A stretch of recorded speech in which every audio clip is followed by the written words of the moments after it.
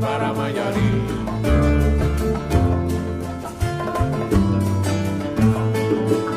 De Alto Cero voy para Martané, llego a Puerto, voy para Mayarí.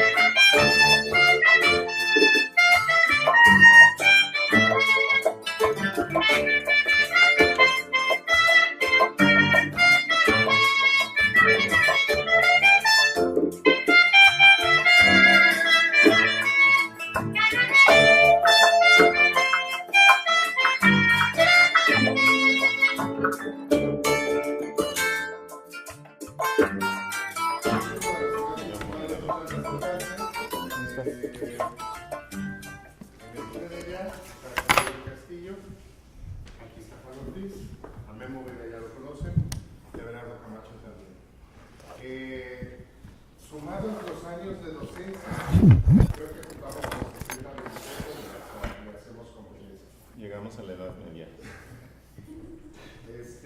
La idea es más bien que sea un conversatorio fluido, libre, en donde los alumnos puedan preguntar, ellos puedan responder las preguntas, pero también Memo lleve como el ritmo del evento, como si de repente se acuerdan participarse con una pregunta, con un albur, con un volado. Yo no sé qué opinión tienes de mí, pues no. No, ¿verdad? Bien, entonces, ahora sí, pues el evento se queda en tus manos, Memo. Va. Ojalá que lo disfruten tanto como yo. Muy bien, pues buenas tardes. Gracias por haber invitado. Sé que pensaron en mí específicamente para este rol y nada tiene que ver con que yo estoy dando clase. Soy el único que está dando clase hasta ahora todavía. Sí. Entonces, quisiera darles un pequeño encuadre de lo que viene, de lo que podemos esperar aquí de nuestros ponentes. Juan Diego Castillo estudió entre 1965 y 1969. Juan Ortiz estudió entre 1971 y 1975. Y Everardo Camacho estudió entre 1974 y 1978. Y todos desde ese momento han estado pues muy vinculados a la vida en ITESO, lo que significa que pues conocen lo que ha pasado en esta universidad desde los últimos 50 años. Es un poco como tener a los Rolling Stones de la carrera de psicología. Y pues al igual que a los Rolling Stones hay que aprovecharlos mientras podemos, ¿no? Entonces... ¡Qué gacho! Voy a ceder la palabra al primero que quiera hablar, que nos puedan explicar un poco... Todavía estamos en el escenario, como Mick Jagger. ¿Cómo era el marco de la psicología en una universidad, pues de entrada que estaba no necesariamente vinculada a la UNAM? O sea, ¿de qué manera se llevaba la academia? ¿De qué manera se seleccionaba la cátedra? ¿Si era necesariamente por línea de la carrera desde la UNAM? Adelante. No estábamos vinculados a la UNAM, pero seguíamos el modelo de la UNAM. Nada más recordar que el ITESO durante varios años funcionó sin tener reconocimiento alguno. Cuando yo estudié psicología, el ITESO no tenía un reconocimiento oficial. Fue hasta 1968, es decir, hasta que estaba yo por salir prácticamente de la carrera, que se incorpora a la UNAM. Pero no está totalmente mal tu aseveración, porque el ITESO... No empieces. El ITESO... Estos son los de servicios escolares que me ayudaron a preparar algunos datos que les traigo. Bueno, rápidamente. El ITESO seguía el modelo de la UNAM. En la UNAM, psicología estaba en la Facultad de Filosofía. Cuando se funda el ITESO en 1957, solo hay una facultad. Todas las demás son escuelas. Ingeniería es escuela, todas las demás son. Había 4, ¿sí? Pero había una facultad de filosofía. Y en la UNAM, psicología estaba en la facultad de filosofía. Entonces, siguiendo este esquema, es que la escuela de psicología estaba, pero se seguía el esquema de la UNAM mutatis mutandis, porque por otra parte se estaba más apegado a la visión de la Universidad Iberoamericana, que también tenía psicología, ¿no? ¿Se enojan si hago una pequeña digresión? Respetable. El fondo Armando Suárez está aquí en la biblioteca que está allá atrás. Ahí están todos los libros de Armando Suárez, de este monigote que estuvimos platicando hace un momento. Un hombre entrañable, era un lector,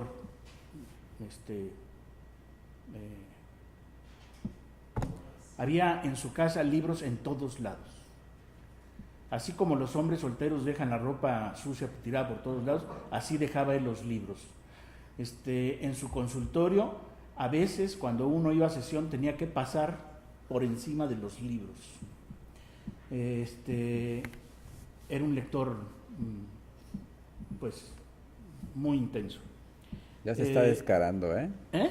Que ya Ya. te estás descarando, Ya. ya eres psicoanalista. Ya. Estructura universitaria contra asociación psicoanalítica. En este momento de mi vida creo que el psicoanálisis es una religión.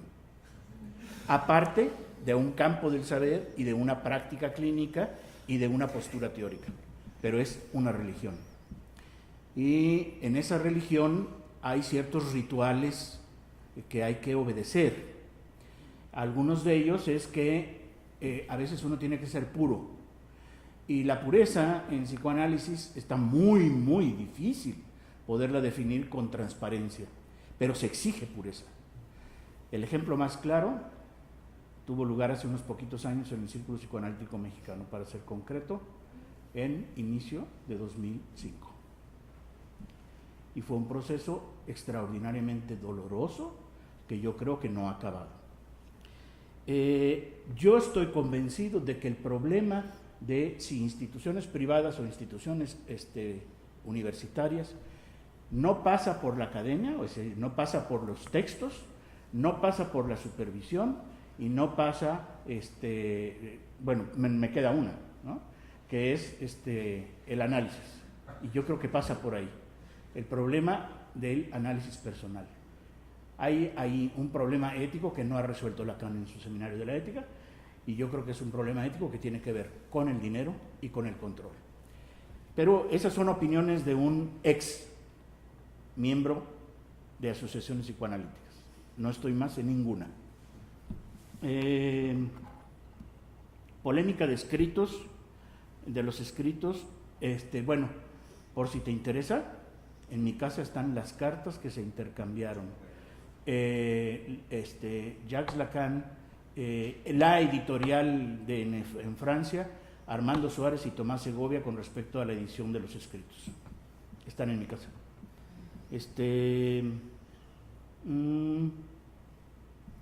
¿Qué? Hola francesa, yo respeto lo que dice Fernando, no lo comparto.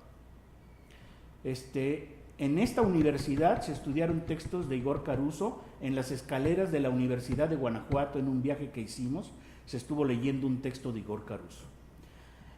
Lo que de alguna manera sumó voluntades para irnos a México fueron las actividades que desarrollaron en Guadalajara Raúl Páramo Ortega, que nunca quiso estar en una universidad, solo era un aprovechado del trabajo de la universidad, recibía gentes y todo, nunca ha estado en la universidad, se vinculó más con la Universidad de Guadalajara que con nosotros,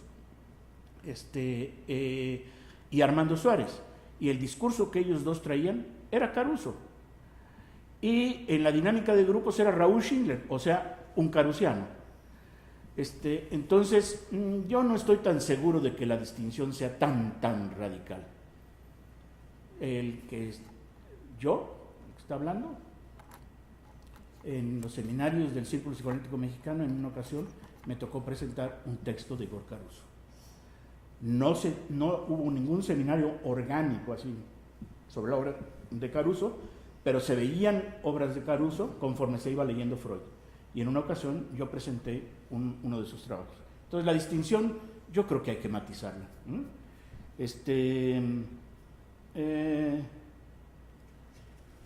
Freud y la universidad es todo un tema. No estoy tan seguro que Freud no estuviera de acuerdo en que la universidad se hiciera cargo del psicoanálisis. Un buen rato de su vida peleó por tener el reconocimiento de la universidad. En México, a propósito de los lacanianos y la universidad, Néstor Brownstein tiene un texto donde echa pestes, rayos y centellas con respecto a la universidad. Pero Néstor Brownstein ha obtenido la mayor parte de su trabajo de la Universidad Nacional Autónoma de México.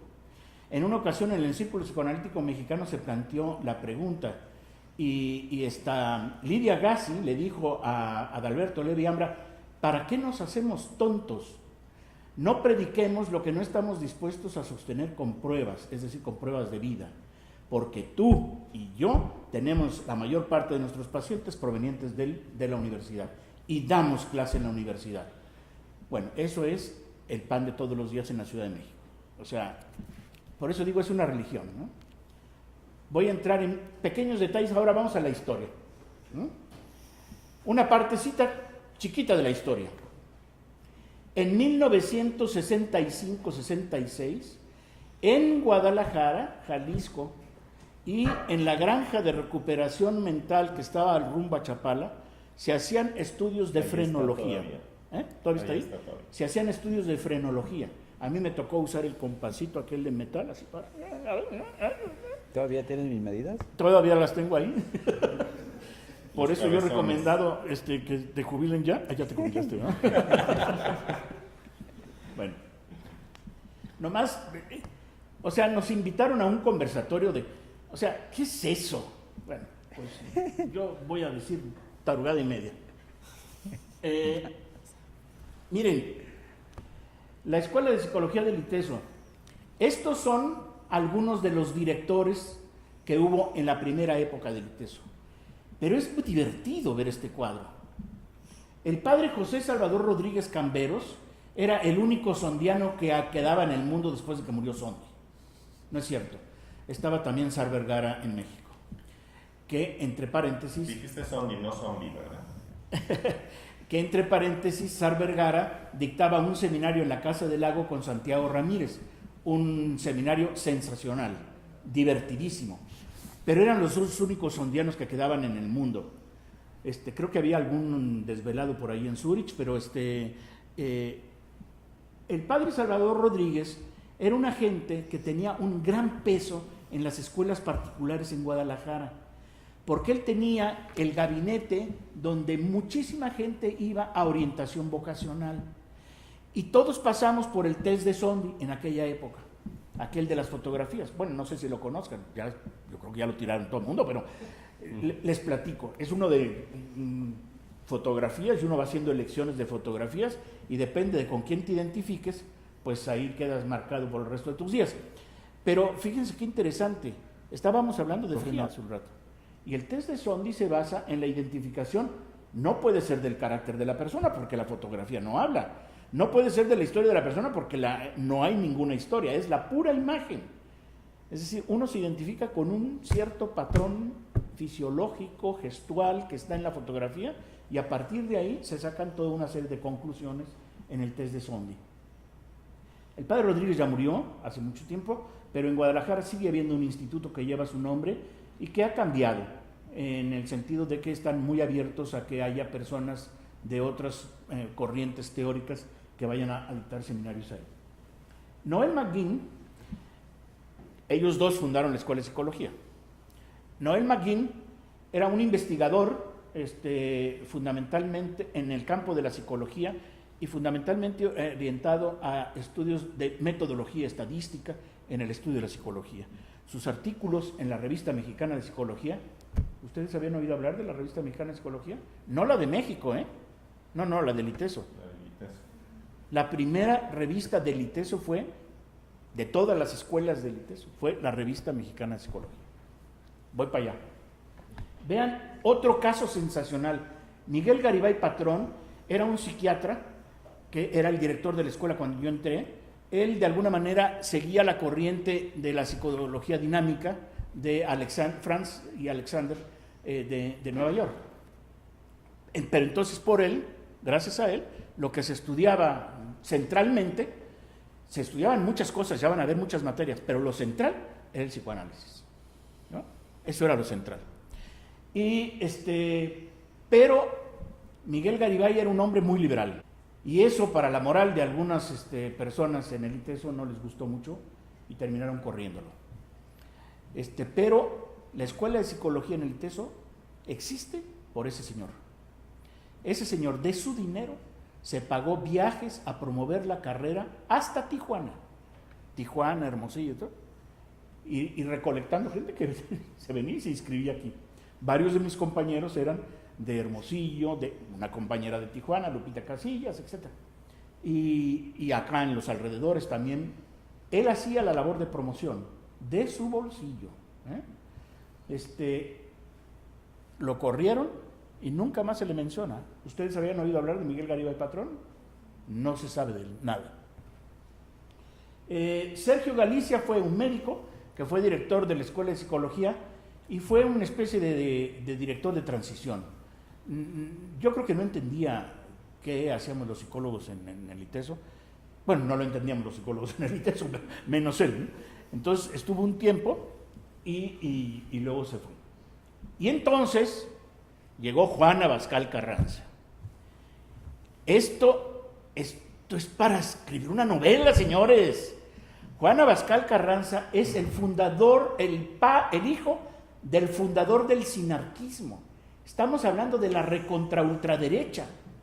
Hasta la fecha, si ustedes entran a YouTube, pueden ver muchos muy interesantes videos de Juan hablando sobre los homosexuales, sobre los masones, etc. Sensacional. Pero ese tipo entró en una crisis con su papá por esas fechas, porque en la Ibero, él se formó en la Ibero, y algo le removió la Ibero, entonces, ya me voy a callar. Me traigo un rollo para 2 horas más. ¿Ya me callo? ¿O les platico de Juan Abascal? Por lo menos de Juan Abascal.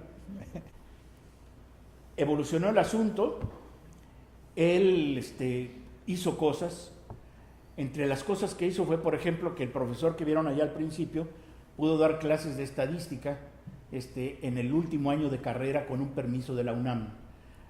Fernando y yo dimos clases, Fernando González y yo dimos clases, él de Rorschach, de técnica proyectiva de Rorschach, y yo de estadística.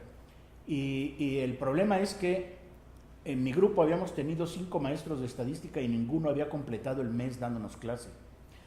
Y la razón era muy simple. Cuando nos preguntó Juan Abascal, ¿qué hago? Necesitan llevar estadística. ¿Qué hago? Dije, mira, la solución es muy fácil. Todos los maestros que se han ido despochinados de aquí es porque no saben psicología. Necesitas a alguien que de alguna manera pueda vincular la estadística con la psicología. Dice, ¿tú das la clase de estadística? Dije, yo no sé nada de estadística, pero tienes 2 meses de vacaciones para estudiar. Ya dijiste, me la aviento. Y estuve 2 años dando clases de estadística y no me corrieron. Pero pude vincularla con la psicología. Claro. Si tú me dices que hoy vuelva a dar esa clase vinculándola como la vinculaba entonces, me suicido. No lo haría. Pero Juan Abascal entró en crisis, se fue del ITESO en fea forma, y un jesuita, José Hernández Ramírez, tomó la dirección. ¿Ustedes ya estaban acá en el ITESO? Fue posterior. No, sí. fue posterior. Fue posterior, fue después de Pepe Marcelino. Gómez ¿Después de Pepe Gómez? y después de Marcelino. No, antes también. Y, bueno, Entonces antes estuvo un pedazo. Oscar, Y bueno, estuvo ahorita antes. está en Villa Sí, María. ahí me Juan, falta un poco el orden. ¿Tú al recuerdas, final. Juan, quién era jefe de departamento cuando tú estabas aquí? No había jefe No, de no había departamento. jefe de departamento. No. La organización era por carreras. Sí, mi director cuando yo llegué aquí era Marcelino Llanos, que fue sustituido por Pepe Gómez del Campo, y luego ahí hubo un interinato con Pepe Hernández Ramírez, y luego también antes de que se fuera Marcelino Llanos y llegara Pepe, estuvo una chava que venía de la Ibero que se llamaba Isabel Chávez. Estuvo 6 meses nada más y de feliz memoria, nadie sabe más de ella. Después de que se fue Pepe, yo estaba estudiando en Estados Unidos. En esa época fue cuando estaba también, hasta Ricardo Melgoza algo tuvo que ver ahí. Sí. No sé si estuvo en algún puesto directivo. Ricardo Melgoza tenía el puesto de ser asesor para la Revista Mexicana de Psicología. Ok. Ahora, ¿nos pudieran compartir un poco, esta parte del organigrama creo que es interesante para establecer cuáles eran los parámetros académicos con los que estudiaban en aquella época, pero a ellos les toca ahora un ITESO muy diferente, pues de entrada donde hay internet, pero además con tantos edificios, instalaciones, tecnología. ¿Era así la vida en el ITESO antes? ¿O qué nos pueden decir un poquito sobre cómo era el devenir diario? Bueno, había nada más 2 edificios y medio en mi época. A, B y C. Estaba el A, el B que estaba a la mitad, nada más la parte de abajo y entera, y luego la mitad del segundo piso, o la segundo piso o planta baja y primer piso. Y estaba el A, el A estaba completo y ahí estaba la rectoría. ¿Y la biblioteca? La biblioteca a un lado, ¿verdad? Ajá. Era todo lo que había. Los arbolitos que ustedes ven, en mi época eran así de gruesos, chiquititos. Corríamos, no había pasto. Pero la construcción empezó entre el A, que es el primer edificio, y el C. Y luego empezó el B. ¿Sí? Pero cuando Eso que yo estaba llegué aquí, incompleto. yo empecé a estudiar psicología en la Casa de los Abanicos. Si no la conocen, han perdido la mitad de su existencia. Es un lugar hermosísimo, que después se restauró y hoy es el University Club. Véanlo, es hermosa esa casa. Bueno, ahí estudié 2 años y luego nos venimos para acá. Y había 2 edificios. Y en medio de los edificios, hasta el extremo aquel de los edificios, ahí donde está ahora la papelería y eso, ahí estaba la cafetería y se llamaba El Afro. Después le cambiaron a La Mosca Feliz. La Mosca Feliz. La Mosca Feliz se la puso un jesuita que se escandalizó por el Afro, porque el Afro es un antro de mala muerte, ustedes saben, ahí en Libertad y la Calzada, alguna cosa así, de striptease y todo, entonces se llamaba el Afro. Entonces le cambió el nombre. Ahí estaba. Y en medio de ese espacio todavía no sembraban los árboles, pastaban las vacas y platicábamos, aunque ustedes no lo crean, con las vacas. Éramos menos de 1000 gentes en todo esto, entre profesores, estudiantes, personal de servicio. Nos conocíamos todos cuando yo estudié. Después ya que llegó Juan, entonces ya llegaron la bola de gente. En mis tiempos éramos 1500. Me tocó, pues, como les decía hace ratito, un rato de Marcelino Llanos, como... ¿Quién dijo que era cubano? ¿Tú? Yo. Sí, era cubano. Casado con una moreliana, socióloga. Él era de orientación psicólogo social. Entonces, pues en ese tiempo, la psicología social cobró cierta relevancia. El psicoanálisis a mí ya prácticamente no me tocó. Ajá. Y estaba Pepe Gómez del Campo como uno de los maestros, y pues estaba Rosa Larios, estaba Ricardo Melgoza, Ricardo Figueroa estaba saliendo de la carrera, ajá, iba un poco más adelante, y cuando terminó la carrera se medio incorporó también como psicólogo social, muy crítico, muy listo también, y ajá, complicado, bastante complicado. Y entonces estaba, Marcelino se había ido, pasó Pepe Gómez a ser el director de la carrera, Académico. pues era el director.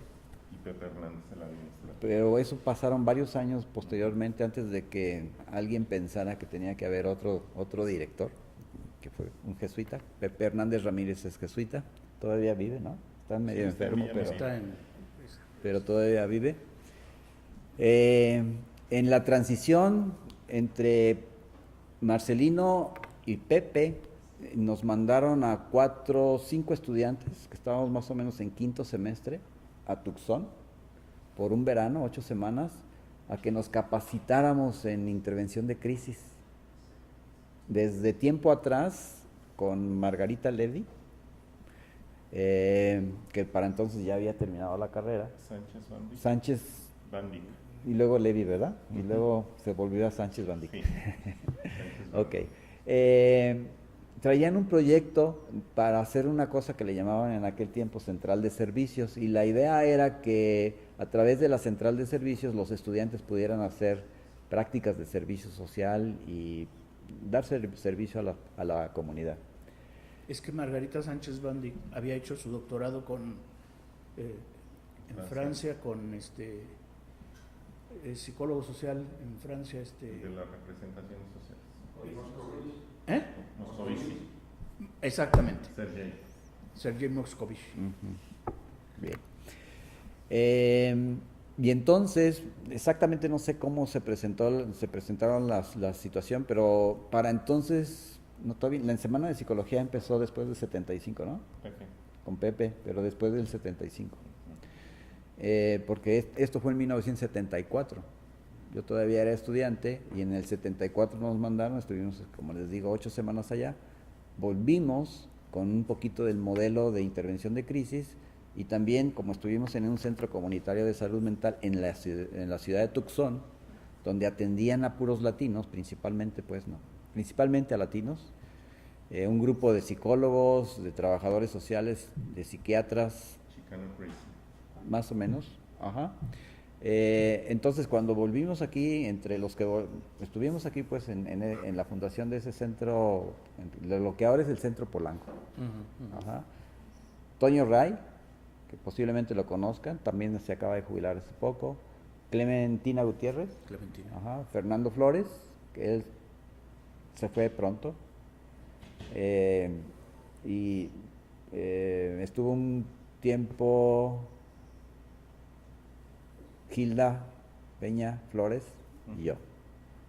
Yo dejé el Centro Polanco en 1979, un año antes de irme a estudiar a los Estados Unidos. Y el Centro Polanco posiblemente sea el centro más antiguo y que sobreviva, pues. De intervención social. Sí, de intervenciones.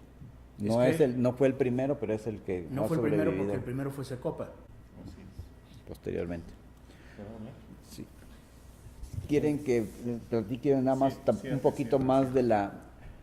cuando estaba Pepe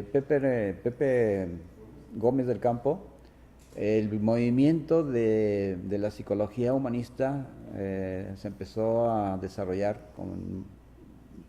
llegó a tener una fuerza importante aquí en la carrera de psicología. Juan Lafarga, Yo Ajá. no conozco, sí. que era un maestro, un jesuita y además pues maestro más bien de la Ibero en México, tenía mucha relación con Pepe, con Margarita Hernández Ramírez, con Rosa Larios, Con Bandini. seguramente, con, pues sí, Bandini, Ya lo sé. ya, ajá, con Oscar Bandini, Oscar Bandini. ajá, y con García González.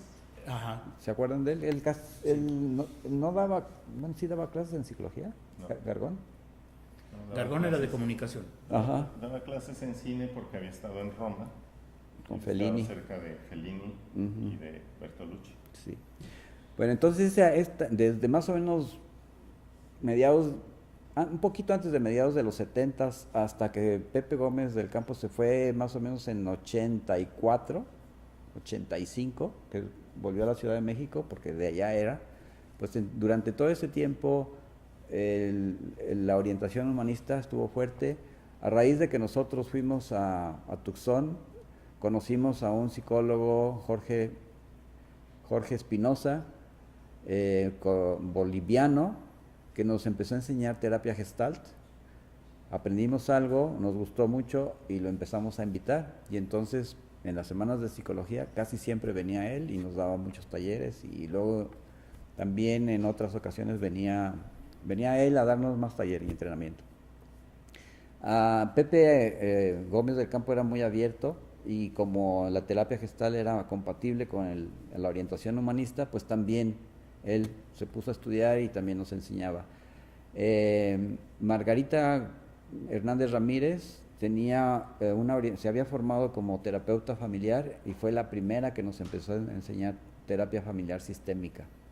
Rosa Larios pues estaba muy involucrada con la cuestión de los grupos de encuentro y la terapia centrada en el cliente y todo ese movimiento pues humanista rogeriano principalmente.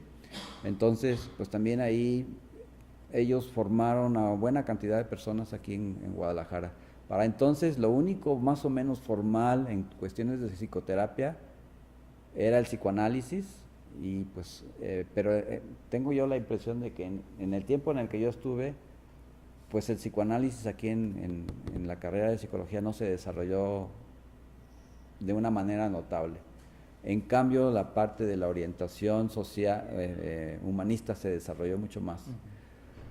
Hacia más o menos finales de los 70s empezó también a venir Bob Newbrough de Peabody College en Nashville, en Tennessee, y empezamos también a aprender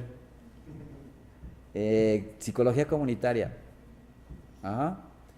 Y pues gracias a Bob, yo me pude ir a estudiar allá. Estuve 5 años estudiando allá y estudié algo de psicología social, algo de psicología comunitaria. Y cuando volví en 1986, pues me reincorporé a la carrera de psicología. Y pues ahí le dejo ahorita. Muy bien. Muy bien. Everardo. Yo no quisiera aburrirlos con nombres que a lo mejor no tienen mucho sentido. Quisiera hablar más del contexto social. Y bueno, igual me completan la plana los compañeros, pero el 68 es un parteaguas en la historia del país, y es un parteaguas en la vida de las universidades en México, en donde hay una fractura muy fuerte entre las autoridades y la política y el gremio de los estudiantes que buscan hacer sonar su voz en el país, ¿no? De alguna manera, el 68 tuvo muchas consecuencias. Algunos sobrevivientes de ese movimiento estudiantil en la UNAM se incorporan a la gestión dentro de los aparatos del gobierno con la intención de cambiar las estructuras desde adentro. Algunos pasaron su vida en Lecumberri, cárcel que ya no existe, pero de alguna manera esto que sucedió a 600 kilómetros de Guadalajara también afectó esta ciudad. De alguna manera también esto se traduce en que algunos estudiantes del ITESO se fueron fuertemente confrontados desde el discurso del compromiso social de los jesuitas y tomaron la vía armada, la Liga 23 de septiembre, las expropiaciones, es decir, asalto a bancos de las ligas urbanas en Guadalajara a principios de los 70s, son elementos que están presentes en nuestra ciudad. A finales de los 60s, para que se imaginen ustedes, pues esta ciudad celebró el nacimiento del habitante 1 millón. Yo llegué a ir a Díaz de Campo al Cerro del Tesoro y tenía que atravesar los misales de lo que hoy conforman la colonia de las Águilas, y donde están las Águilas lo que había era un centro de recreación infantil que se llamaba el País de Malucín, es decir, el ITESO estaba muy lejos de la ciudad, más allá pues de estas estructuras. Las posadas en el ITESO se celebraban con un tocadiscos y un megáfono que amplificaba el sonido del tocadiscos. En ese contexto de pocos estudiantes era muy común que casi todos nos conociéramos por nombre en esta universidad. Otra universidad totalmente muy distinta. Y quisiera comentar un hecho que retrata un poco esta vida en este momento y que no me tocó a mí porque yo entré en el 74, pero en el año de 1973, en mayo, el doctor Salvador Allende fue invitado por Luis Echeverría al país, y se lo llevaron a Matitán, un pueblo donde hay muy buen tequila, porque ahí había una cooperativa que era lo que más se asemejaba a algo en términos socialistas, que era la postura del doctor Allende. Echeverría, que era el presidente en aquel momento, estaba casado con Esther Zuno, hija de don Guadalupe Zuno, puntal de la Universidad de Guadalajara. Después de echarse esos tequilas en mayo, el 11 de septiembre de 1973, el doctor Allende es masacrado en el Palacio de la Moneda por un golpe de Estado por el general Pinochet, apoyado por la CIA de Estados Unidos, ¿no? Este hecho impactó en el ITESO y el ITESO los estudiantes del ITESO y en particular los estudiantes de psicología fueron los primeros estudiantes que protestaron públicamente en el periódico sobre el golpe de Estado en Chile. Por supuesto que protesta a nivel nacional que aparece en los periódicos y que los estudiantes pagaron de su bolsa generó efectos en el medio empresarial de Guadalajara. Los empresarios, inclusive los empresarios de ITESO, Asociación Civil, protestaron porque los estudiantes de ITESO están protestando por un golpe de Estado en Chile. Pero además estaba avalado por Raúl Mora. La El protesta tema estaba es avalada que por el rector. Los empresarios confrontaron a los sacerdotes jesuitas, coloquialmente les dijeron: calma tus muchachitos, esas protestas no nos gustan. Y los jesuitas lo que respondieron fue: es que nosotros estamos de acuerdo con esa protesta y eso es lo que les hemos enseñado. Quiero señalar esto porque esto generó una crisis dentro del ITESO que de alguna manera se resolvió de una manera sumamente desventajosa para esta universidad. Es decir, la manera en que se equilibró el tema de fuerzas es que actualmente el ITESO, los dueños de esta universidad, son los empresarios. Es decir, ITESO AC y los jesuitas, a través de CEPUSAC, son los que administran la universidad. Por supuesto que el equilibrio pues, está de fuerzas y de visiones y de perspectivas está suficientemente equilibrado para que no haya más delitos, pero creo que esto marca un poco el clima de la época. Era un clima apasionado. Había una gran interés desde la juventud de abrazar causas, de abrazar ideas. Era el tiempo de la diversidad de las ideologías, del compromiso en donde muchas personas estaban dispuestas a sacrificar su vida por las ideas. Esto suena a lo mejor difícil de entender en la época actual, pero ese era el clima en el cual vivíamos en el ITESO en aquella época.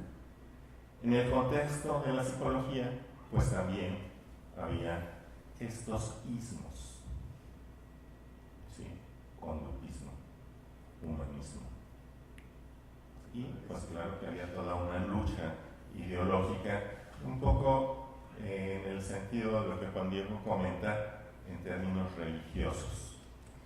En un contexto en donde había el surgimiento de una psicología que hasta el año de 1975 se registra en el Registro Nacional de Profesiones, la gente que estudiaba antes era muy valiente porque la psicología no era una profesión que existía formalmente. ¿Qué existían? Psiquiatras. ¿Qué hacían las primeras psicólogas, las abuelitas de las primeras generaciones? Con todo respeto, las admiro a las abuelitas que todavía andan en circulación de las primeras generaciones, pero eran achichincles de los psiquiatras. ¿Qué era lo que hacían? Aplicaban pruebas y les servían el café a los psiquiatras. No podían interpretar las pruebas, las aplicaban solamente porque el psiquiatra era el que las aplicaba. Interpretaba. ¿Sí?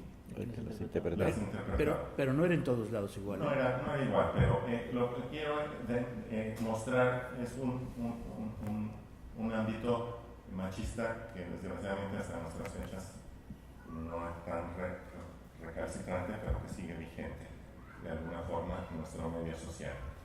Y lo que quiero señalar aquí es que en esos sismos, pues yo fui parte pues, de ese esquema, y cuando yo llego con una escuela donde hay una historia psicoanalítica y donde hay un humanismo y veo un director como José Gómez del Campo que es muy congruente con este tema de la aceptación incondicional y con mucha apertura, pues yo busqué exactamente lo contrario a lo que tenía, ¿no?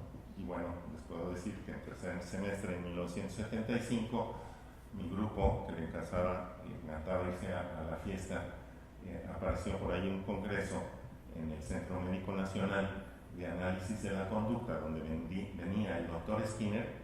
Dijimos, vámonos todos de fiesta, y nos fuimos a aquel congreso, tercer semestre, y descubrimos que hay un asunto en donde se pueden hacer mediciones objetivas, de línea base, y que puede uno comparar los tratamientos. Y no solo eso, les puedo decir que de manera muy circunstancial, porque mi hermana, que estudiaba en la Ibero, trabajaba como edecán para ayudarse en los congresos, me dice: creo que a ti te interesa hablar con esta gente, ¿no? Me tocó cuidar a un viejito que se llama Skinner y en media hora va a salir a dar una conferencia. Pásale y platica con él. Yo tenía 19 años, hablaba muy mal inglés y lo único que le dije fue: "How are you?". Pero les puedo decir que después de esta Y salivó. experiencia, claro, salivé. Indeed. Después de esta experiencia, toda mi generación, por antinomia y contradicción, que describe de una manera maravillosa el esquema de la tesis y la antítesis, toda mi generación se hizo conductista. Todo. Bueno, algunos luego fueron disidentes, por lo cual fueron totalmente marginados, aislados. Porque era religioso el tema, ¿no? Era religioso. Pero, bueno, claramente durante esta época en donde no había muchos profesores y nos dábamos cuenta que los profesores faltaban mucho, en mi generación hacíamos dos cosas. Cuando no había clase jugábamos frisbee en la zona del edificio C, donde los árboles eran de chaparritos que podíamos jugar, pero también nos armábamos y seleccionábamos nosotros a nuestros maestros. Y Pepe, que de repente, no sé si por miedo o por condescendencia, nos decía: ¿qué profesores quieren que les dé clase? Y nosotros ya teníamos armado el semestre siguiente de una manera completa. Entonces, bueno, lo comento porque de alguna forma el contexto histórico explica un poco desde la circunstancialidad la manera en que nos vamos formando, y es de alguna forma los abuelitos que estamos aquí enfrente lo ilustran, ¿no?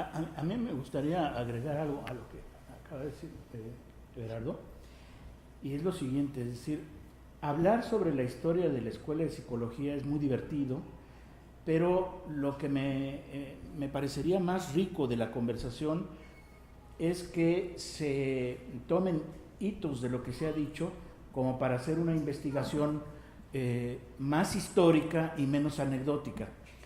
Ejemplo, ahí en la pantalla está ahorita la primera acta de calificaciones que se firmó en la Escuela de Psicología. Estoy hablando de principios de 1959. El curso empezó en 1958, en septiembre. Es decir, psicología fue de las primeras carreras que iniciaron en el ITESO. Ahí, en esa lámina, ustedes pueden ver algunos datos que les quiero nada más decir rápido. El acta está fechada sí. Las primeras 5 personas registradas en el plan son mujeres. Ahí están sus números de inscripción. Carmen García Tobar, que es la que está arriba, en la primera de la lista, después fue maestra aquí en la universidad y fue quien fundó el Gabinete de Orientación Vocacional en el Instituto de Ciencias. Esto es un dato interesante, es histórico, es curiosito. Pero puede ser más relevante. Ya no sé cómo avanza esto. Miren, yo lo que procuraría, desde una perspectiva teórica disciplinar, es analizar los programas de estudio y cómo fueron evolucionando. Este es el programa de estudios que yo llevé. Si ustedes se fijan, tiene razón Everardo. La formación que se nos daba estaba orientada a convertirnos en auxiliares de los psiquiatras o en terapeutas de apoyo en los psiquiátricos. Ejemplo, yo iba al psiquiátrico de Zapopan a hacer mis prácticas, pero frecuentemente la práctica se convertía en que yo atendía al consultante yo solo. En una ocasión llegó un hombre extraordinariamente agitado, muy violento. Lo bajaron de la ambulancia y ahí estaba en la recepción y no había médicos, no había ninguno. Y entonces una enfermera me pregunta: ¿qué hacemos? Le dije, ¿cuál consultorio está libre? Todos. Es que están en una junta. No sé. Métalo al primero. ¿Pero quién lo va a atender? Yo. Pero vea cómo viene. Te métalo. Sí, pues. Sí, lo que pasa es mi lío. Ya se metió y pum, en una esquina y se sentó. Mentaba madres. Y yo entré y cerré la puerta y dije, pues a ver cómo nos toca, man. Entonces él estaba en esta esquina y yo me senté en la otra esquina, en una silla. Digo, por lo menos para tener tiempo de correr, ¿no? Salieron sonriendo los dos. Y todo lo que le dije fue, pues yo sé que está usted muy molesto, usted puede decir todo lo que quiera, yo estoy aquí para escuchar todo lo que usted quiera decir. Y me callé. En 45 minutos estaba completamente tranquilo el tipo. No había dicho nada. Simple y sencillamente me volteaba a ver y se iba tranquilizando. Y yo ahí, 45 minutos en silencio, esperando lo que quisiera hacer, lo que él quisiera hacer. Éramos auxiliares de las enfermeras. ¿Me explico? O sea, yo no sabía ni qué estaba haciendo. Yo me aventé un boleto ahí sobre la base de que la escucha es importante, pues órale, y lo voy a escuchar. Y escuché su silencio. No es la única vez que escuché un silencio total. Después tuve en análisis a una persona que la veía 3 veces por semana, 50 minutos. Y en el año y medio que estuvo en análisis conmigo, nunca dijo más de 25 palabras en una semana.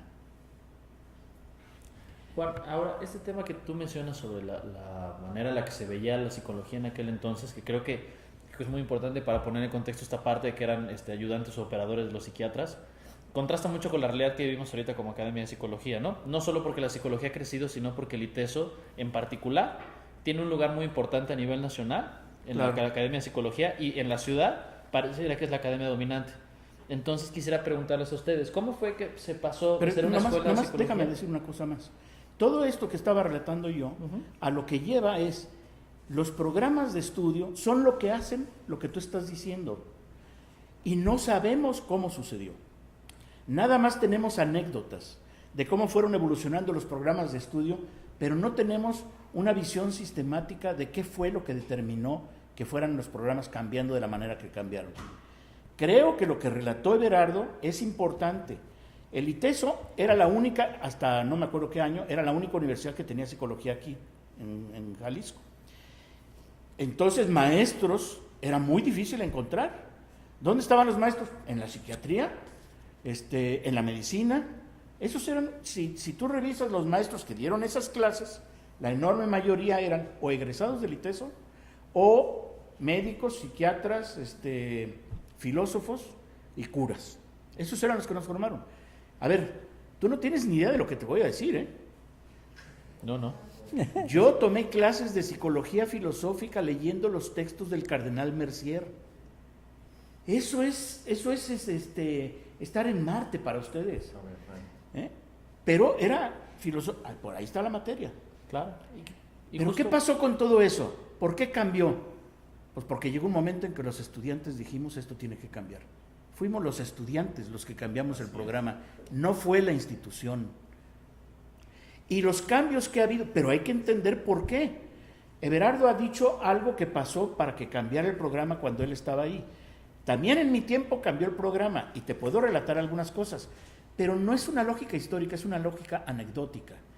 A mí me parece que lo que nos hace falta es clavarnos en los archivos que están en la biblioteca y están en servicios escolares, a ver qué materias se dieron, cuáles se daban efectivamente, porque de esos nombres que están ahí, psicología filosófica sí que me la estudié, pero hay otros de ontología de las profesiones, es decir, ética de la psicología. ¿Sabes qué nos enseñaban? El catecismo. Es en serio, era un cura que nos daba clases de catecismo. Y justo si allá quisiera orientar esta parte de la conversación, porque me parece como muy drástico, ¿no? El cambio de ser una academia que entre clase y clase pues platicaba con las vacas, a ahora ser como la escuela dominante, por lo menos desde la percepción de la gente.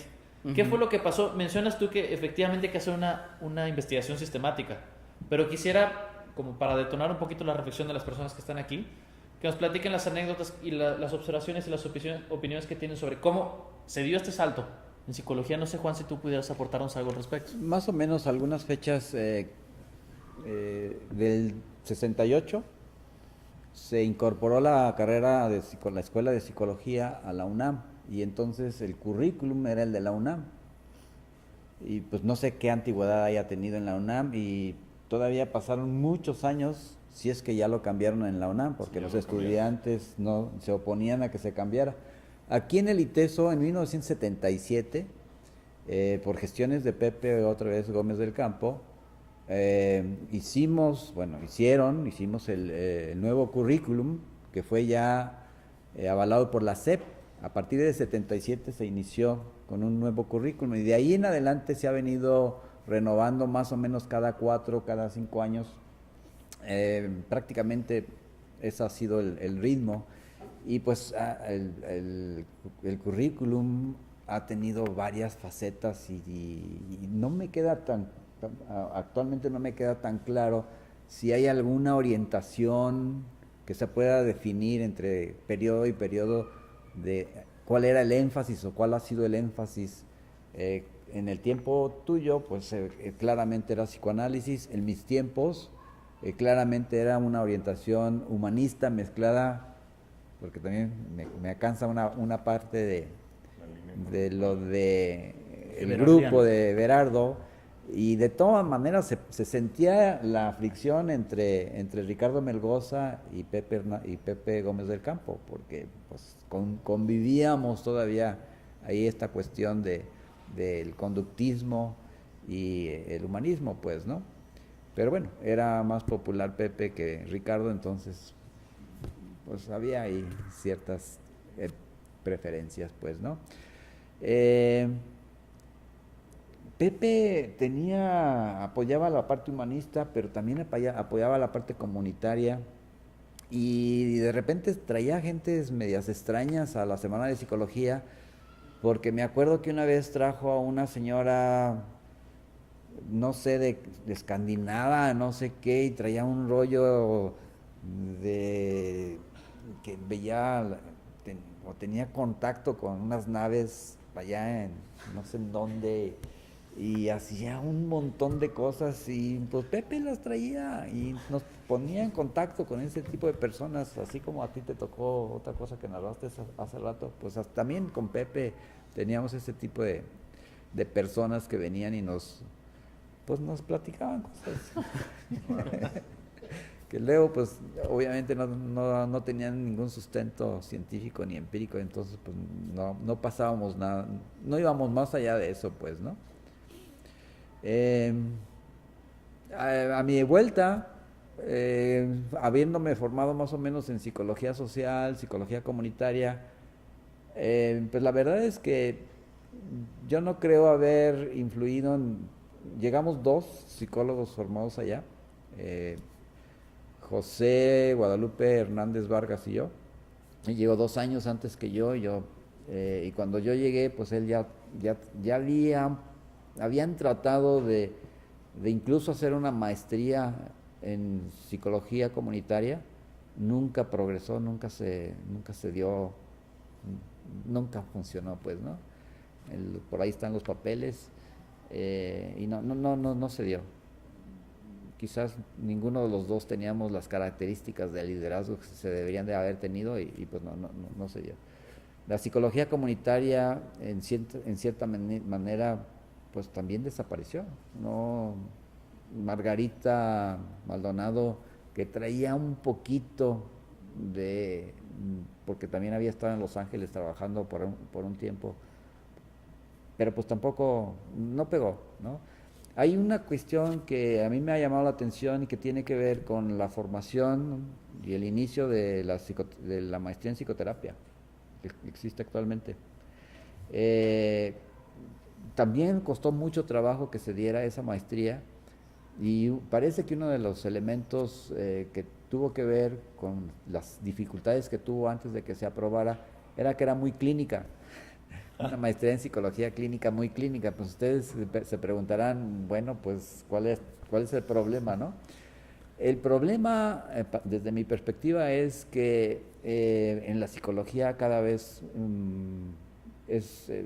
bueno, por lo menos desde mi perspectiva, se debería de dar más énfasis a la cuestión de la prevención.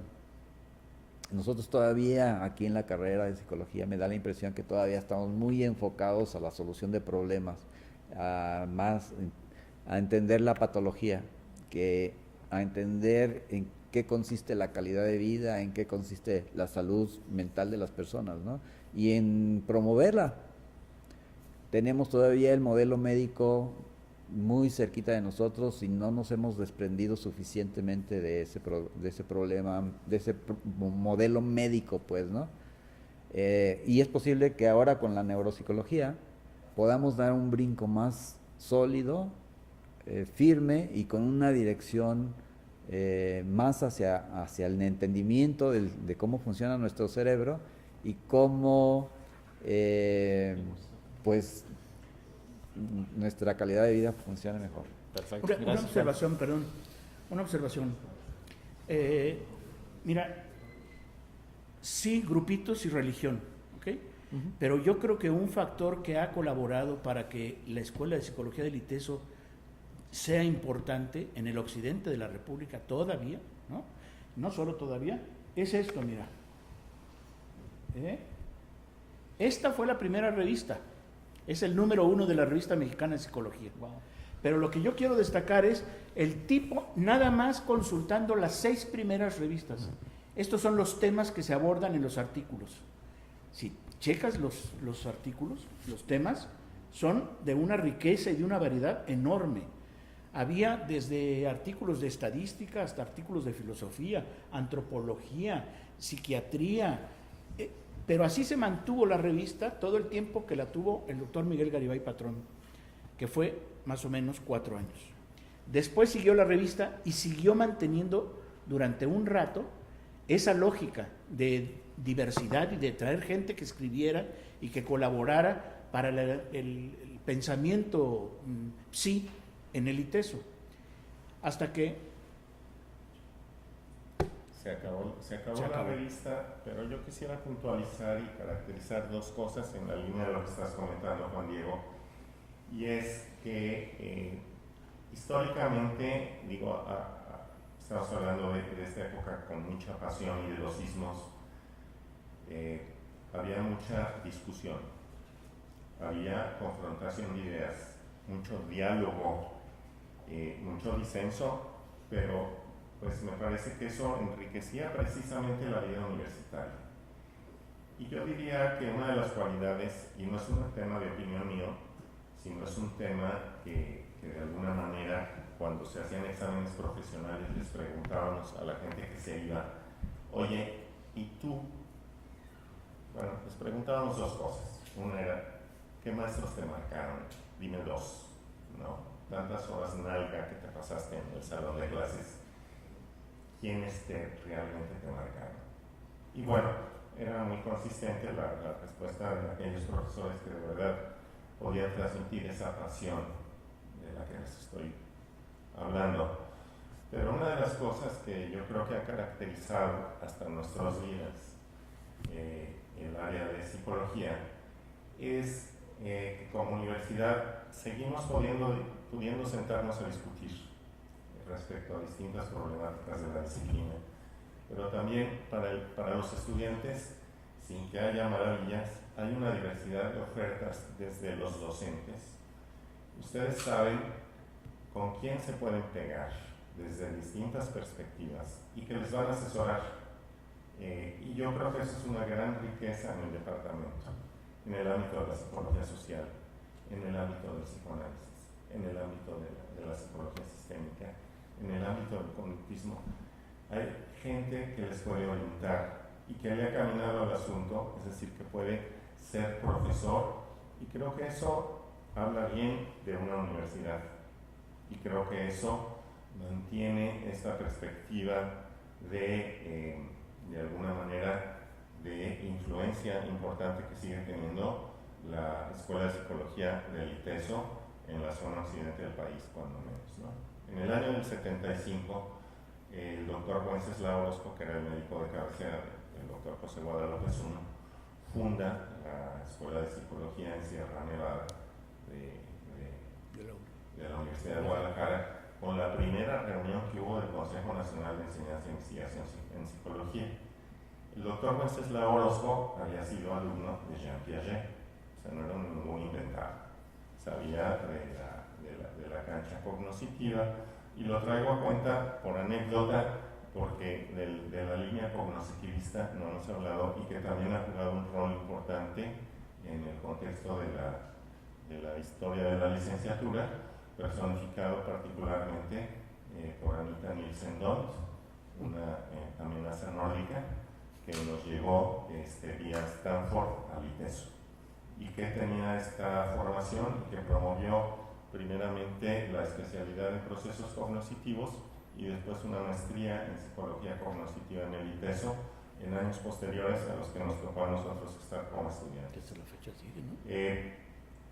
Pues inevitablemente, porque no tenemos estos estudios sistemáticos, toca hablar de anécdotas. Yo les puedo decir que en agosto de 1978 me faltaba un semestre por salir de la carrera y Pepe Gómez, a quien conocía pues con cierta cercanía, luego les platico por qué, me dice, oye, Era tu esposo. No vamos a hablar aquí de intimidades, Fabio. El tema es que me dice, oye, pues el cuate que vino de la UNAM que daba el curso de sensopercepción se acaba de regresar porque no le gustó Guadalajara. Y tú eres de los que saben esas cosas raras, ¿por qué no te aventas el curso? Eso me lo dijo 15 días antes. Yo era alumno y al mismo tiempo di mi primer curso en agosto de 1978. O sea, me copiaste. Tenía 21 años. Era el hermanito mayor de mis estudiantes, pobrecitos de aquellos primeros. Bueno, creo que como un común denominador de lo que están mencionando todos ahorita, tiene que ver con que el crecimiento del ITESO, aun cuando sea difícil de mapear, está muy relacionado con la pasión con la que se estudiaba en aquella época donde pues había tanta, bueno, a cierto grado de incertidumbre, ¿no? Hacia dónde podía desarrollarse la escuela de psicología. Y por ese lado quisiera preguntarles, ahorita han mencionado muchas cosas como alumnos sugiriendo profesores, alumnos sustituyendo profesores, alumnos, ¿sí? Alumnos promoviendo el desarrollo de las corrientes y de los enfoques, a lo mejor con hasta más claridad y con más interés que algunos de los maestros. También hacían referencia a la Semana de Psicología. Entonces quisiera si nos pudieran compartir, además de la parte académica que caracterizaba al ITESO, a la Escuela de Psicología en ITESO en estas épocas, ¿cuáles eran los intangibles o las situaciones extracurriculares que creen que también le abonan a pues, la firmeza que ahora tenemos? En 1966 se fundó el Grupo ITESO, que es ese que está ahí. Esos son los miembros del Grupo ITESO. Había habido un intento de formar una asociación de alumnos por unos tecos que se infiltraron en la universidad tomando clases parciales. Pero los cacharon y los jesuitas pusieron el grito en el cielo. Y por supuesto los neutralizaron rápidamente y los mandaron a freír espárragos. Entonces se fundó una federación de estudiantes del ITESO ad hoc para los jesuitas, es decir, no tecos, ¿ok? Pero no hacían nada. Entonces, en un espíritu profundamente democrático, este grupo que está aquí atrás dio un golpe de Estado. Y nos constituimos de alguna manera en la representación de los estudiantes ante los jesuitas. Buena parte del asunto de empezar revisiones de programas de estudio tiene que ver con este grupo. Se reunía cada 15 días o cada mes, variaba, por lo menos una vez al mes, con todo el grupo de jesuitas, que eran los que dirigían toda la universidad en ese momento, para discutir temas relativos a la universidad. Dos cosas fundamentales. La primera era la formación profesional y la segunda era la responsabilidad social de la universidad en México y América Latina. Entonces no llegaba la globalización tan grande. Los documentos eje de esas discusiones eran documentos del DEVOC, era el departamento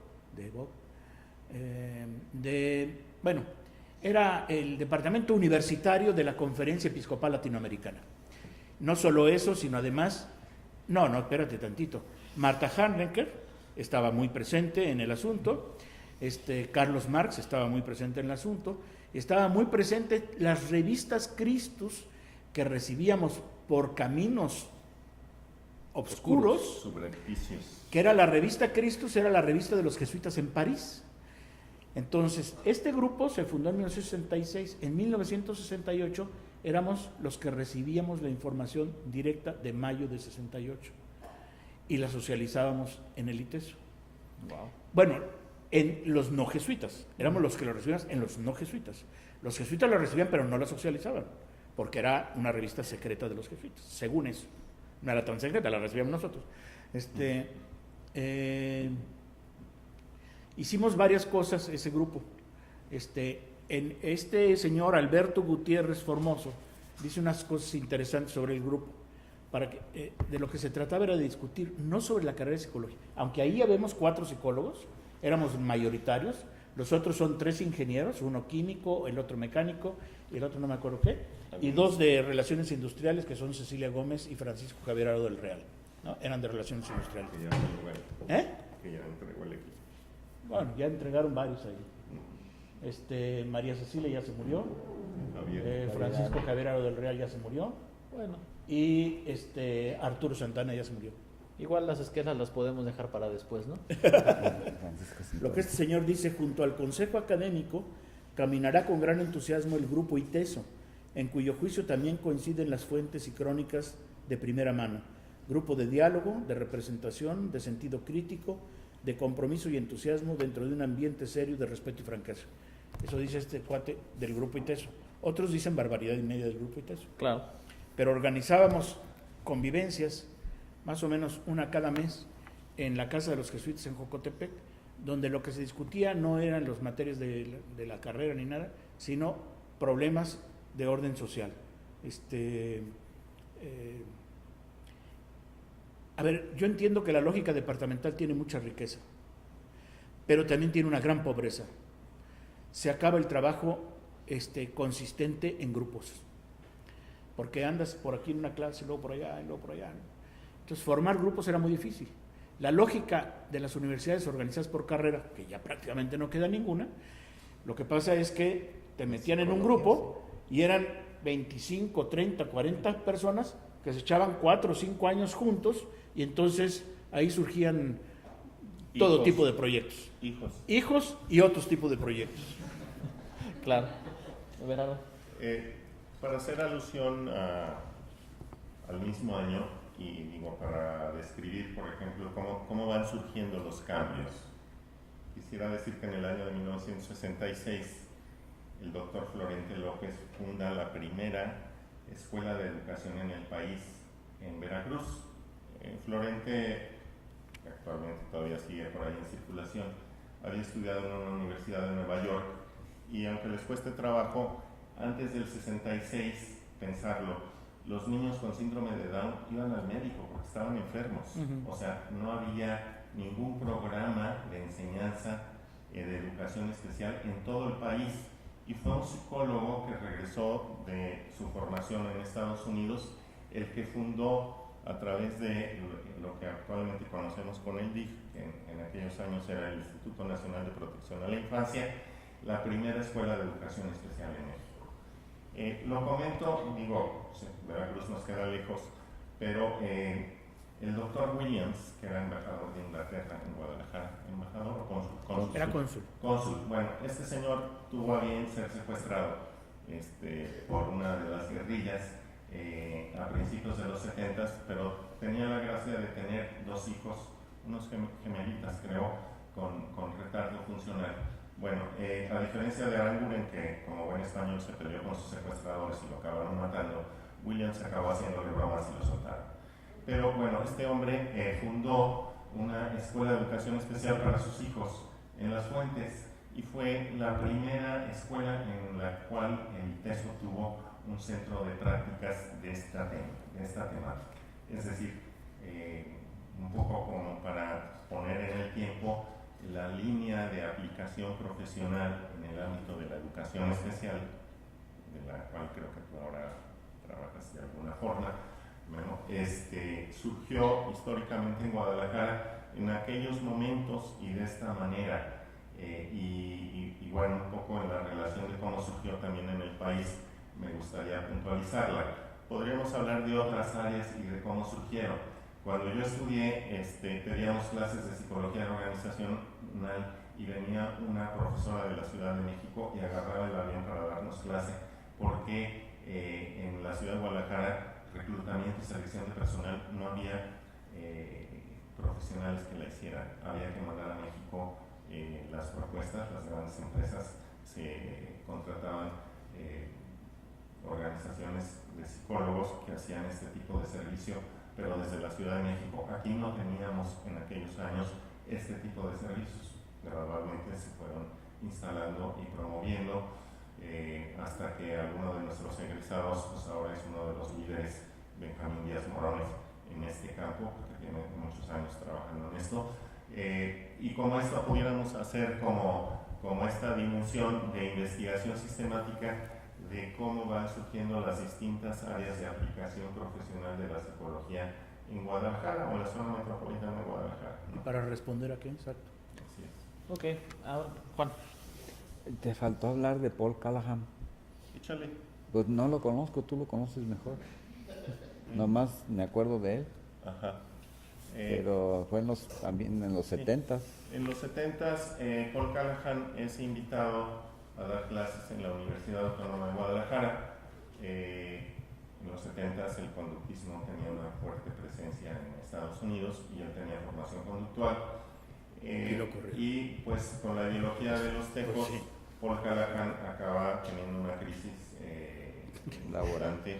Les puedo decir que en la Universidad Autónoma de Guadalajara estaba prohibido leer los libros de Freud. Y los conductistas. Y los Y de de los esquí. conductistas también. Hasta la Entonces, fecha. bueno, rompió inmediatamente con esta universidad y entonces pues ya vivía aquí en esta ciudad y se vino para Caliteso y luego finalmente acabó sus días como docente en la Universidad de Guadalajara. Pero fue, yo creo que el iniciador en la línea de la perspectiva conductual y después lo siguió Ricardo Melgoza, de poca fortuna porque le ganó más que la academia los intereses políticos y los manejó muy mal. Pero esa es otra historia.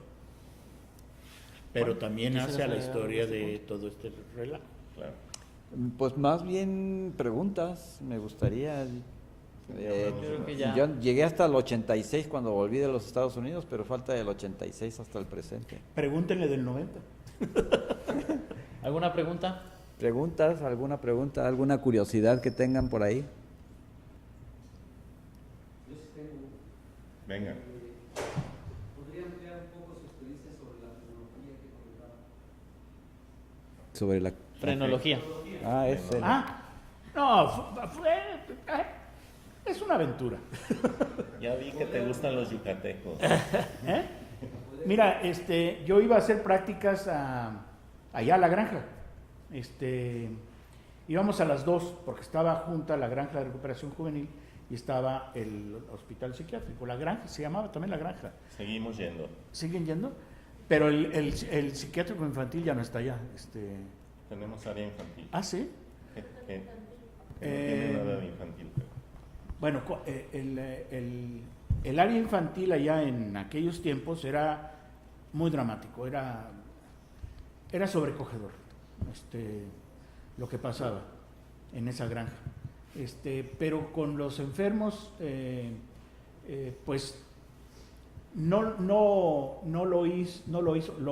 lo enseñó Miguel Garibay Patrón, no lo hizo en el afán de que aprendiéramos una técnica para aplicarla, sino un poco en términos históricos. Entonces, miren, esto se aplica así, se tomaban estas medidas y estas eran las conclusiones. Nunca llegó a tomar él medidas con respecto a la frenología, pero él nos lo enseñaba en términos, digamos, didáctico-críticos, ¿no? Pero porque se seguía aplicando en México, ¿cómo se llama el hospital? La Castañeda. En la Castañeda se seguía usando la frenología. Hasta cuando se acabó la Castañeda, pues por ahí como en 68, 69, construyeron la serie de 5 o 6 hospitales por ahí, y la Castañeda le dieron en la torre. Fray Bernardino. Bueno, ese fue uno, porque eran 6 hospitales que se construyeron en lugar de la Castañeda. Pero en la Castañeda sí se usaba la frenología para clasificar y para diagnosticar a la gente. No se suponía que no era un procedimiento oficial, justo por las prohibiciones de que había sido objeto el método en años anteriores. Eso es lo que te puedo decir. Lo hacíamos un poco para estudiar historia de la psicología y ver procedimientos que se habían usado, un poco como lo expuso la doctora, ¿no? ¿Tiene idea de dónde se podría conseguir ese compás, el compás fenológico? Sí, en eBay. En eBay. Búscalo ahí. Venden todo ahí. Si tú les pides, a ver, quiero comprar a Freud, lo resucitan y te lo venden. Ok. Para cerrar, Juan Diego, Juan, Everardo, creo que una buena recapitulación de esto que están diciendo es que parte de la fortaleza que tiene la escuela tiene que ver con la pasión estudiantil. Aquí tenemos algunos estudiantes que pues todavía tienen muchas inquietudes sobre la forma en la que se les enseña y para bien o para mal, ahora se enfrentan a unos procesos institucionales que ya están más formalizados en comparación a algunas de las cosas que ustedes nos van compartiendo. ¿Qué les podrían decir a ellos sobre de qué manera llevar o lograr que sus inquietudes incidan en la forma en la que la academia trabaja ahora? Yo diría lo siguiente, mira, he trabajado mucho tiempo en el ITESO, he sido funcionario en el ITESO, he dado clases. Desde los 18 años no ha pasado un año en mi vida sin que yo dé clases.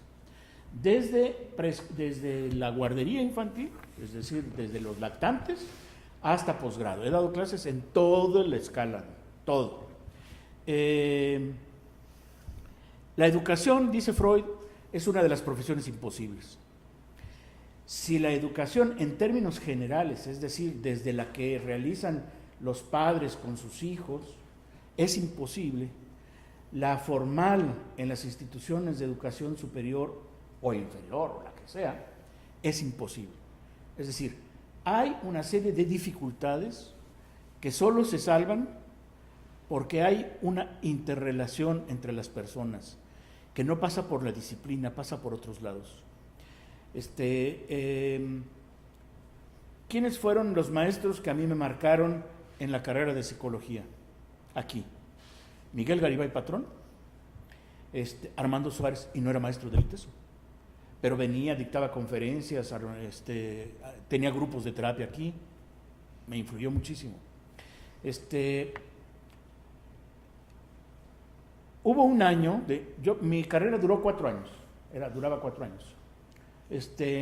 Acuérdense que no eran ciclos de 16 semanas, sino eran ciclos semestrales. Empezaba en septiembre y terminaba a finales de enero, el primero, y el segundo empezaba en febrero y terminaba en finales de julio. O sea, eran muchas más semanas. Pero en el segundo año, nosotros deberíamos recibir 4 clases por día. Y recibíamos una clase por día durante aproximadamente un año. ¿Y qué pasaba con las otras 3? Las estudiábamos. Nosotros las estudiábamos. Claro. Íbamos con los libros a meternos y a estudiar. Y preguntábamos, y íbamos a congresos. Y yo creo que la universidad no tiene por qué hacer absolutamente nada para que un estudiante estudie lo que le gusta. Si le gusta, él debe hacer todo para estudiar, ¿no? Incluso mandar a la fregada a la universidad si es necesario, ¿no? Por supuesto. La universidad puede constituirse en un obstáculo. Esperemos que en el ITESO, por la mayor parte, seamos unos colaboradores en el proceso en el que los estudiantes se apropian de un campo de saber y un campo de prácticas. Pero somos colaboradores. Hay un documento en el ITESO que dice que en la universidad lo único que es pertinente son las preguntas. Las respuestas, si no sirven para lanzar nuevas preguntas, se convierten en creencias. Y Michel de Certeau, un psicoanalista, jesuita, filósofo, dice algo muy interesante con respecto a las creencias. Dice que la creencia mata la vida. ¿Qué puedo decirles? Peleense con los profesores. Si les estorban, háganos a un lado. y estudien ustedes. Mándenos a la fregada los maestros. Somos una monserga, somos un ritual social por el que ustedes tienen que pasar. Ese es, o sea, también somos víctimas, ¿se dan cuenta? Es decir, ser sacerdote no ha sido nunca una cosa buena. En realidad le obligan a uno a mantener la facha de que uno es virtuoso. Yo todas mis perversiones las tengo que vivir en privado. O sea, es horrible, pero privado oculto. En cambio, ustedes son estudiantes, ustedes pueden vivirlas en el campo, así abierto. En realidad, el problema de la universidad son los estudiantes. Los maestros.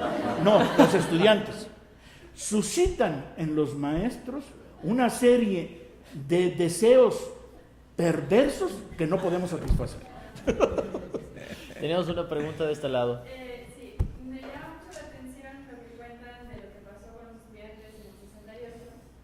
Yo creo que me llama más la atención por lo que está pasando ahorita con los estudiantes, más después de los 3 estudiantes desaparecidos. Entonces me gustaría que me contaran cómo ven esta situación comparada con la suya, cómo ven a los estudiantes en su tiempo comparados a nosotros, o sea, qué tanto participamos nosotros en comparación de ustedes, qué tanta pasión hay por entrar al debate, o no sé, cómo ven los dos. La violencia de este triple asesinato es una violencia que rebasa el ámbito universitario. Lo que nos habla es, las instituciones del Estado mexicano están en el hoyo. Los procesos educativos en el Estado mexicano están en el hoyo. Es decir, que un chavo, jovencito, se atreva a hacer lo que hizo. Cámara, es que, ¿cuáles son los valores? ¿Cuáles son los proyectos sociales? Pero es otro tipo de violencia, ¿ves? Aquella violencia se inscribía, la de guerrillera se inscribía, era una violencia que encontraba una justificación, digamos, teórico-práctica, de cambio social, correcta o incorrecta, ustedes tomen la decisión que tomen. Yo creo que no era ese el camino en ese momento en México, yo estoy convencido de eso, y tengo más historias que platicar, pero no las voy a platicar aquí porque me conmueven mucho. Pero yo tuve gente que murió en esa época. Era otro tipo de violencia. Había la guerrilla, pero no mataban indiscriminadamente como se mata ahora. No.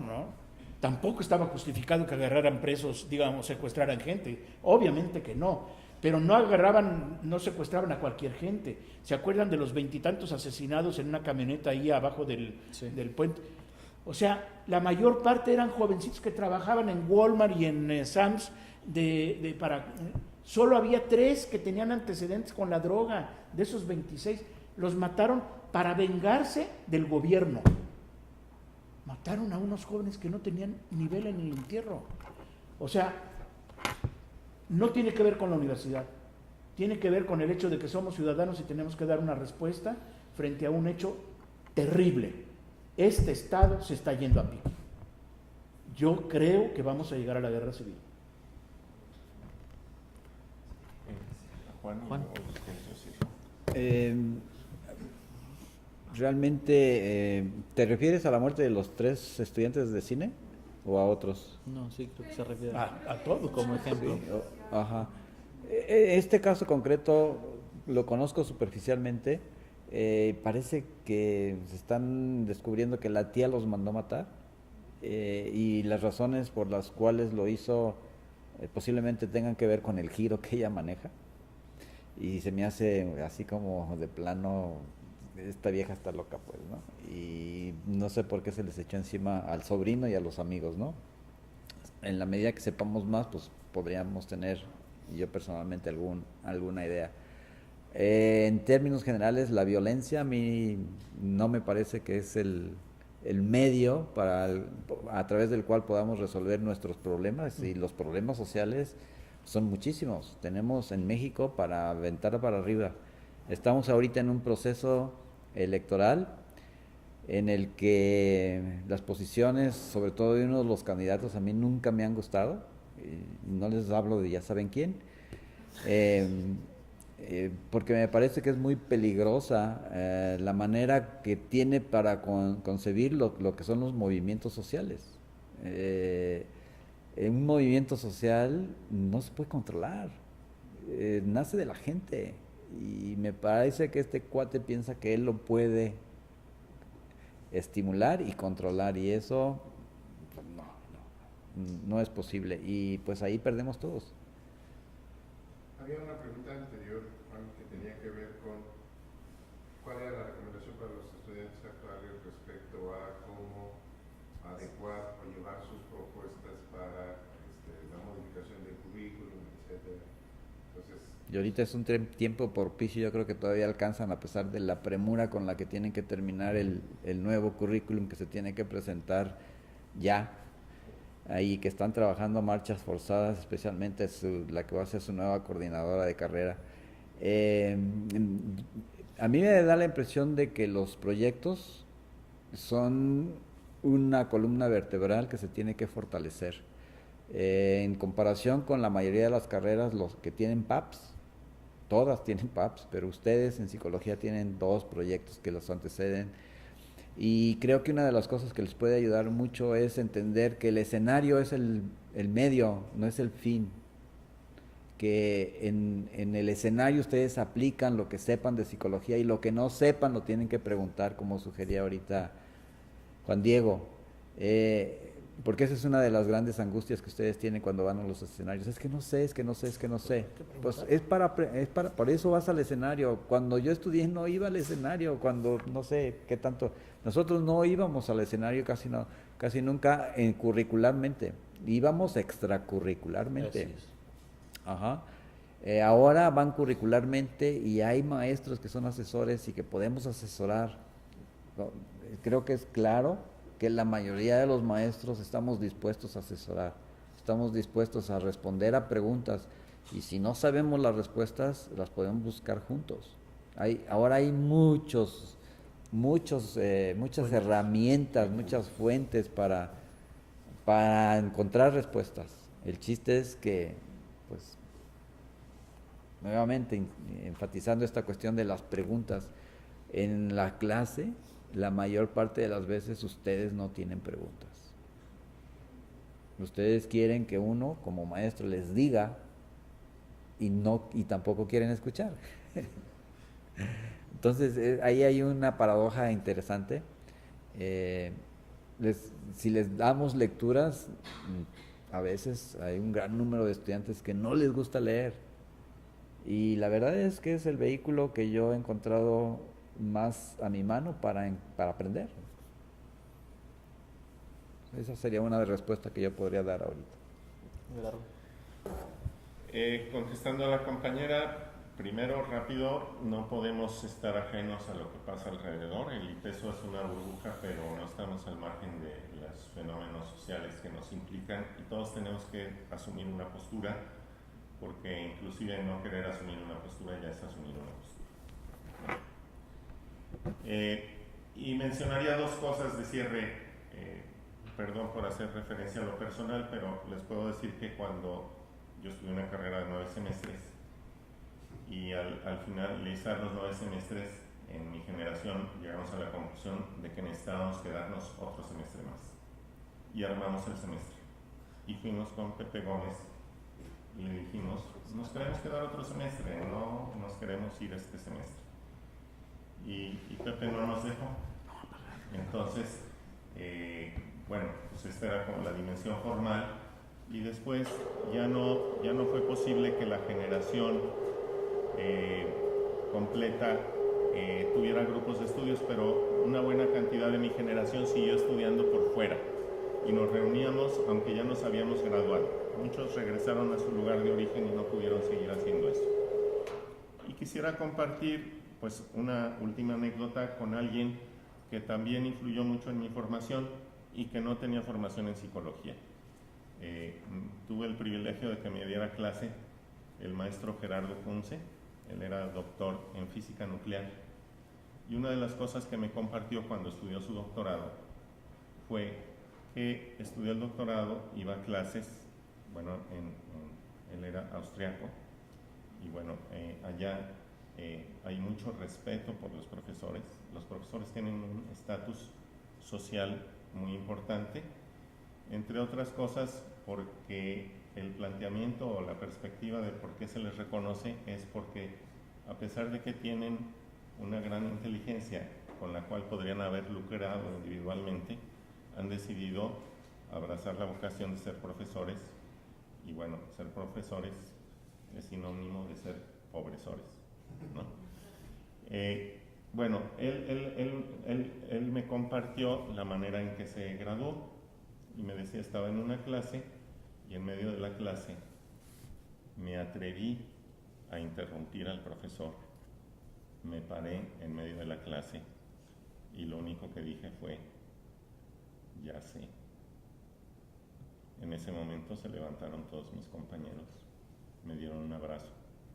El profesor me dio un abrazo y me pidió que fuera a las oficinas administrativas a recoger mi título. Así se gradúa la gente en los doctorados de física nuclear en Austria desde los 70. Ojalá y en algún momento pudiéramos, más allá de las formas administrativas que tenemos vigentes, entender que esa es la actitud que debemos de tener al ser universitarios. Muchas gracias. Pues bueno, les pido un aplauso para aquí nuestros expositores, por favor. Muchas gracias. Bueno, como parte de la organización de las jornadas, quisiera agradecer a Memo Vega que no solo se vino a coordinar la mesa, sino además que quedó muy buena.